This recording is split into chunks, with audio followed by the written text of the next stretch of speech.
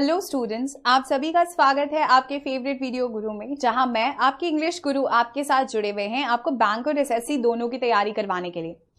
जहां तक आज का टॉपिक का सवाल है, ये एडजेक्टिव के बाद का जो नेक्स्ट पार्ट ऑफ स्पीच हम पढ़ने जा रहे हैं, that is adverb.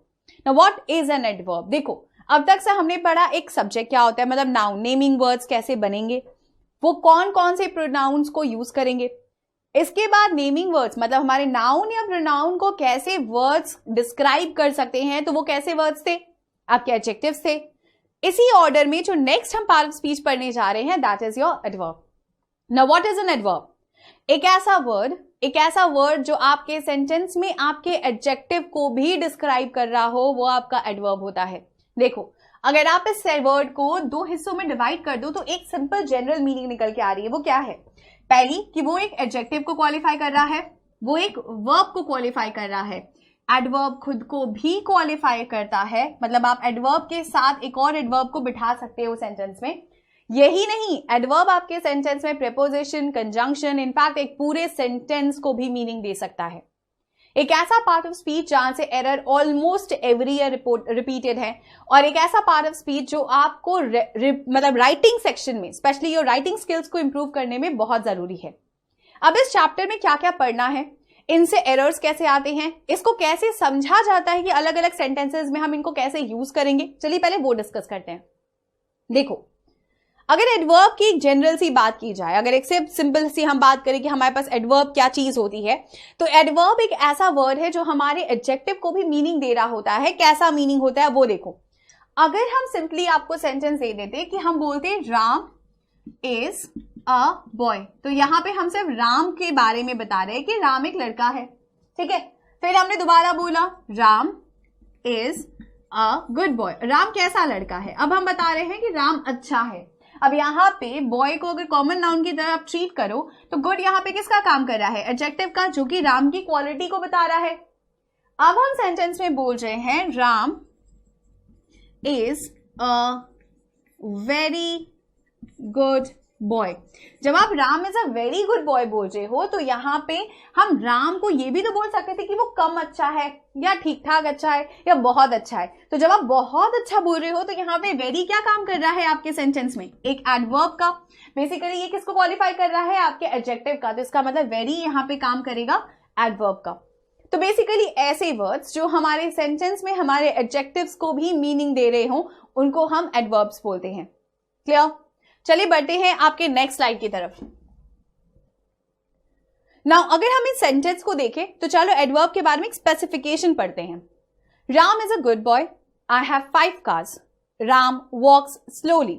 Ram walks very slowly. हमने यहां पे राम के बारे में कुछ एक आध चीजों को स्टेटमेंट्स में लिख दिया है।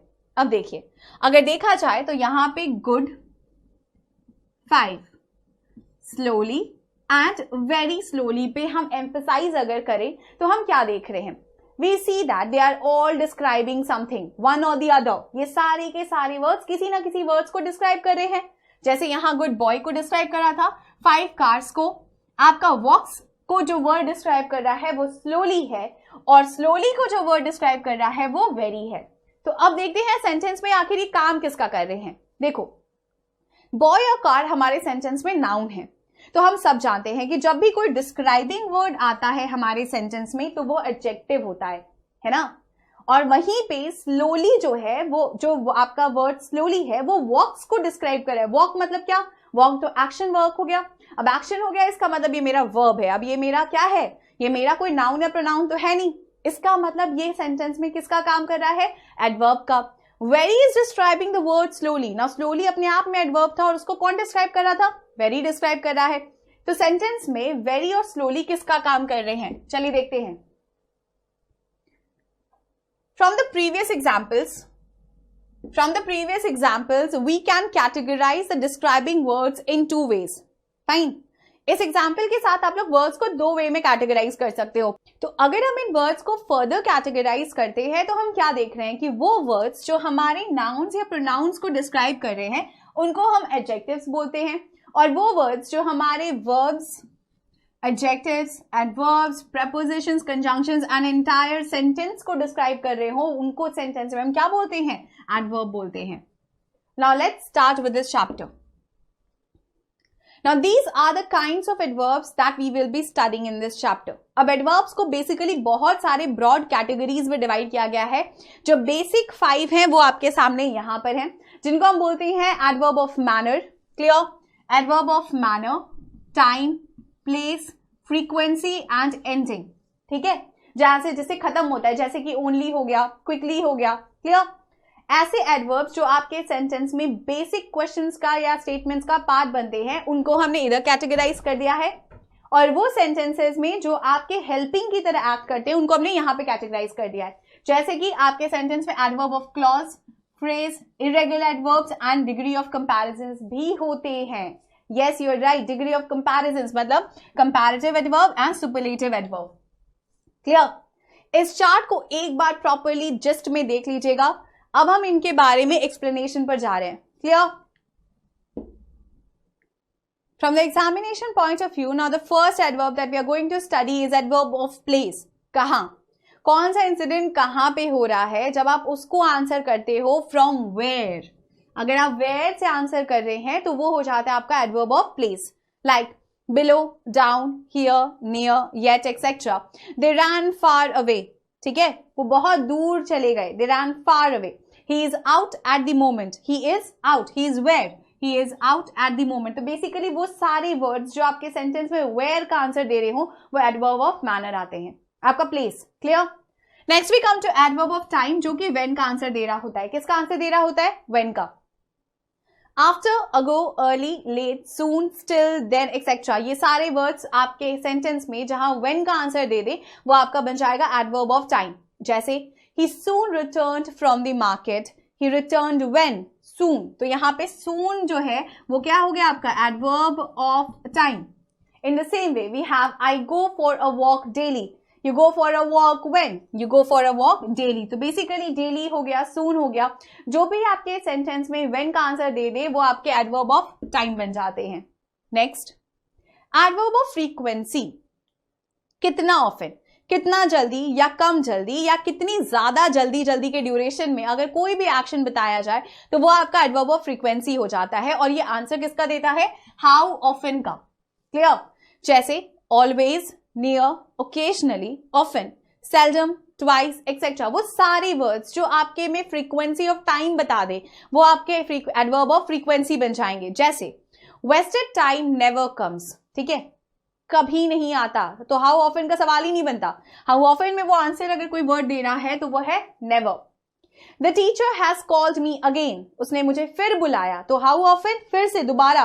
तो बेसिकली यहाँ पे वो आंसर कौन दे रहा है? अगेन. ये सारे आपके बन जाते हैं adverb of frequency. Now adverb of manner answer देता है हाउ का. ठीक है, कैसे.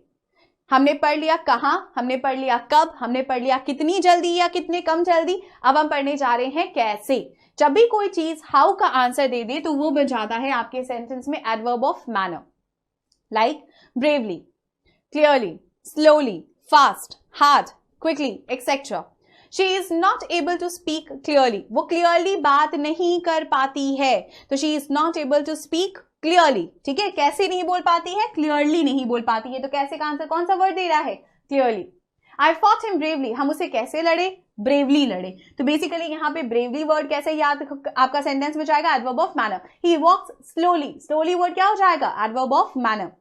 बेसिकली वो कोई भी वर्ड जो आपके सेंटेंस में हाउ का आंसर दे दे वो बन जाएगा आपके सेंटेंस में एडवर्ब ऑफ मैनर. ये देखो, ये तरीके हैं जिनसे आप एडवर्ब्स को आइडेंटिफाई कर सकते हो, क्योंकि जो नेक्स्ट रूल्स आप पढ़ेंगे वो इन्हीं से रिलेटेड पढ़ेंगे. Clear? Next we have adverb of degree, quantity, how much और टू व्हाट एक्सटेंट. ये बताता है कि कितना अच्छा, कितना बुरा, या किस हद तक अच्छा या किस हद तक बुरा कोई भी चीज या इंसान है. ठीक है, जैसे देखो हम ये भी तो बोल सकते थे ना कि her smile is very beautiful. हम ये भी तो बोल सकते हैं her smile is quite beautiful, है ना. तो जब आप क्वाइट ब्यूटीफुल बोल रहे होते हो तो ये भी तो एक डिग्री बता रहे हो. आप ये नहीं बताया ज्यादा है, आपने बताया क्वाइट ब्यूटीफुल. ठीक ठाक है ना. देखो almost, rather, quite, too, more, much, very too etcetera. ये सारे वर्ड्स बन जाते हैं आपके adverb of degree and quantity. जैसे ही इज टू केयरलेस, वो जरूरत से ज्यादा केयरलेस है. तो यहाँ पे केयरलेस तो तक ठीक था, वो कैसा है? केयरलेस है. लेकिन ज्यादा केयरलेस है। तो यहाँ पे टू वर्ड किसका काम कर रहा है? एडवर्ब ऑफ डिग्री का। The book is very interesting, book is interesting भी हो सकती थी, लेकिन बहुत इंटरेस्टिंग है, तो यहाँ बहुत का जो सेंस आ रहा है वो कौन सा वर्ड दे रहा है? वेरी दे रहा है। Next we have adverb of reason, जो आपके सेंटेंस में वाई का आंसर दे। ठीक है, आपने ये क्यों किया? ठीक है, वाई, तो वाई में हेंस आएगा, बिकॉज आएगा, देयरफॉर आएगा, एज आएगा और सिंस आएगा। Let's see. I could not attend the meeting because I was unfit. हम मीटिंग अटेंड नहीं कर पाए क्योंकि, है ना, बिकॉज, रीजन, रीजन क्या है? I was unfit। तो यहाँ पे बिकॉज वर्ड क्या बन जा रहा है आपके सेंटेंस में? Adverb of reason. She is rather busy at the moment. She is rather what? She is rather busy at the moment. तो बेसिकली यहाँ पे सेंटेंस में कोई भी ऐसा वर्ड जो आपके सेंटेंस में एक रीजन बन जाए, वो आपके सेंटेंस में हो जाता है क्या? Adverb of reason. नेक्स्ट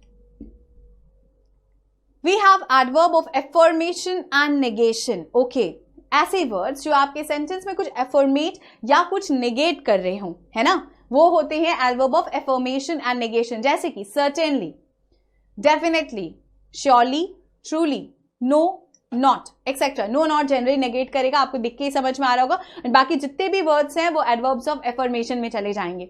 जैसे she did not answer my question. She did not answer my question. She did not did what? Did not में जो not है वो आपका बन जा रहा है adverb of negation. The problem surely lies in the design of equipment. Now the problem surely problem किस में है?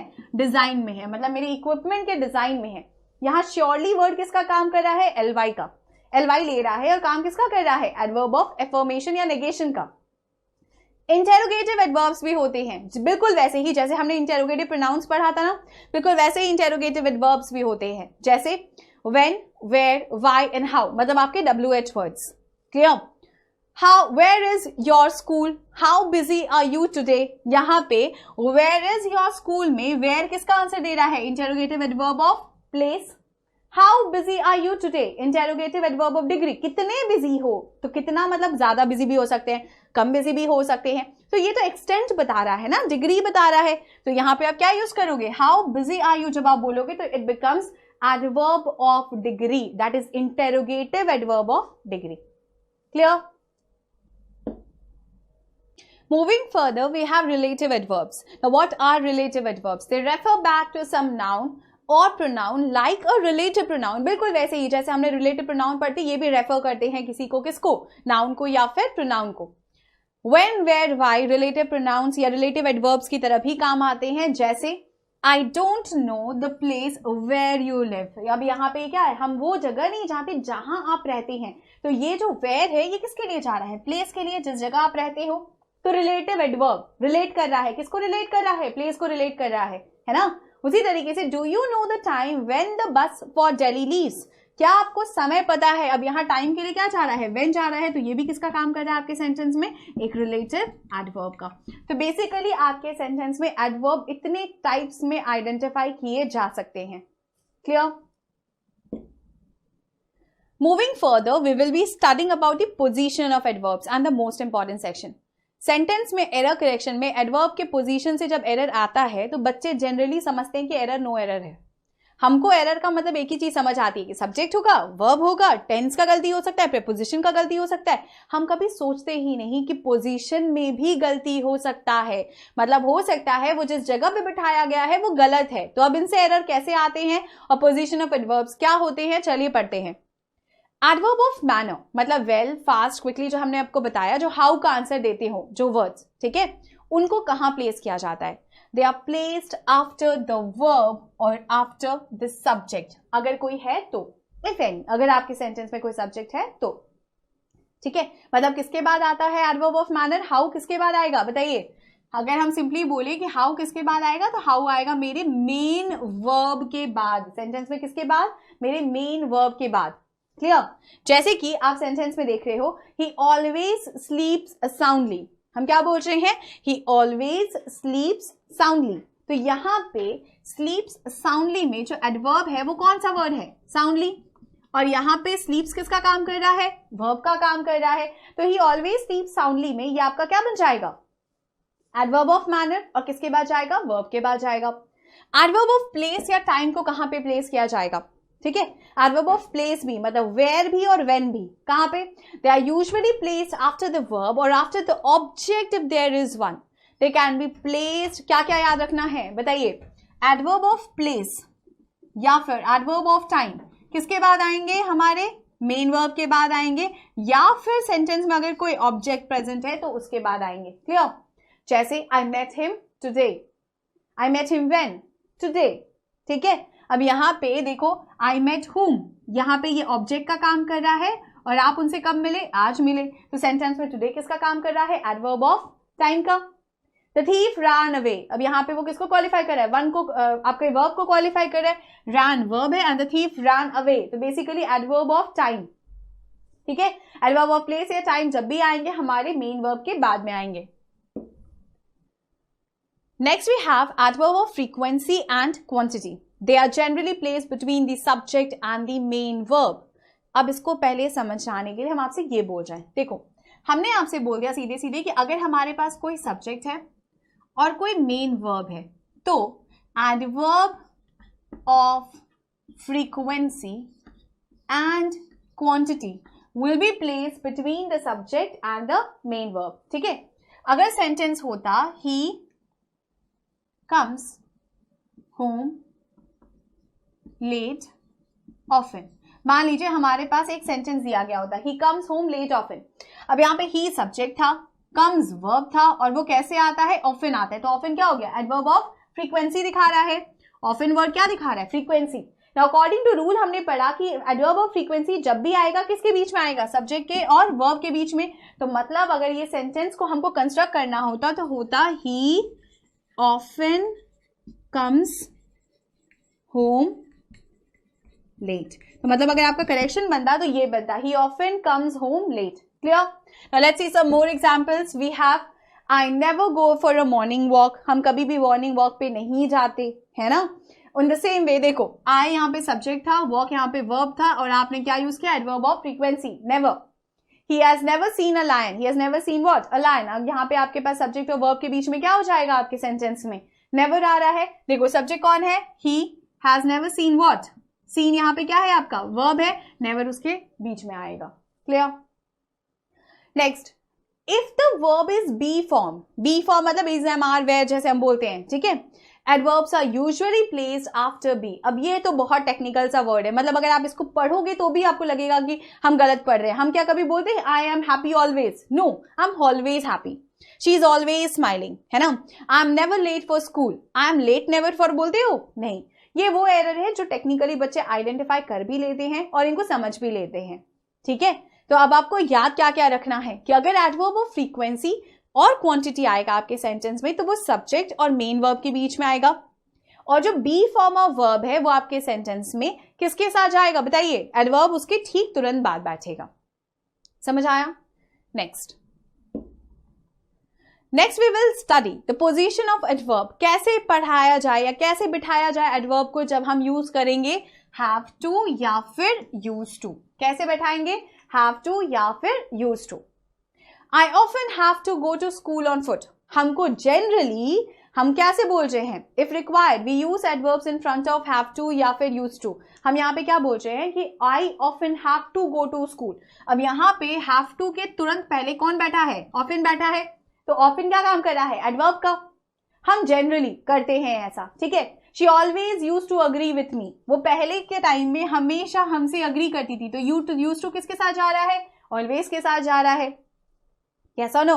सो बेसिकली हम लोग देख रहे हैं कि एडवर्ब, जो पोजीशन ऑफ एडवर्ब है वो भी बहुत इंपॉर्टेंट पार्ट प्ले करता है। और कौन से दो वर्ड्स आपको ज्यादा ध्यान देने हैं? Have to and use to. Clear? The next is the word enough. Now the word enough is used after the word it describes. Obvious सा बात है, enough तभी जाएगा जब वो एक वर्ड को डिस्क्राइब कर चुका होगा। जैसे this box is big enough for all those books. ठीक है, हम कैसे बोलेंगे? this box is big enough.